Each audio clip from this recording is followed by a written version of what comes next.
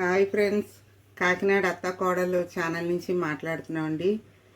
మీరు బాగున్నారా? మేము కూడా చాలా బాగున్నామండి. మీరు కూడా బాగుండాలని కోరుకుంటున్నాం భగవంతుడిని. అలాగే ఈరోజైతే మీకు దొండకాయ మసాలా కర్రీ చూపిస్తున్నామండి. అందుకు కావలసినవి దొండకాయలండి. దొండకాయలు ఇలా నిలువుగా కోసుకోండి. అలాగే గరం మసాలా,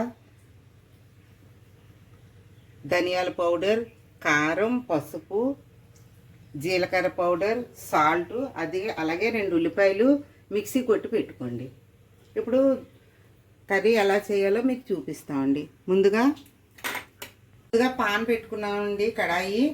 అలాగే దీంట్లో కొంచెం నూనె ఎక్కువగా వేసుకోండి, ఎందుకంటే దొండకాయ మసాలా కర్రీకి నూనె కొంచెం ఎక్కువగా పడుతుందండి. నేను 3 స్పూన్లు నూనె అయితే వేసుకున్నాను. అలాగే నూనె బాగా కాగింది కదండి, ఇందులో దొండకాయలు వేసుకున్నాం. ఇప్పుడు ఈ దొండకాయలు బాగా మగ్గిన తర్వాత మీకు చూపిస్తామండి కర్రీ ఎలా చేయాలో. ఇదిగోండి, దొండకాయలు బాగా వేగినాయి కదా. ఇప్పుడు ఇందులో మనం మిక్సీ కొట్టి పెట్టుకున్న ఉల్లిపాయ ముద్ద వేసుకుందామండి. అలాగే తగినంత సాల్టు,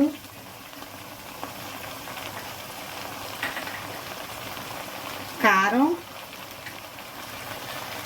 పసుపు, గరం మసాలా, ధనియాల పౌడరు, జీలకర్ర పౌడర్ అండి.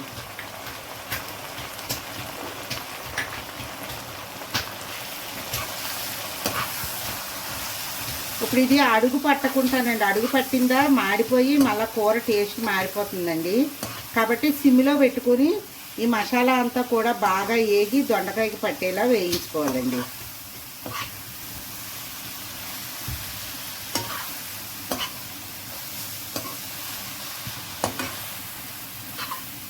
సిమ్లో పెట్టి వేసుకుంటే మసాలా అంతా కూడా దొండకాయకి పడుతుందండి. కూర కూడా చాలా టేస్టీగా ఉంటుంది.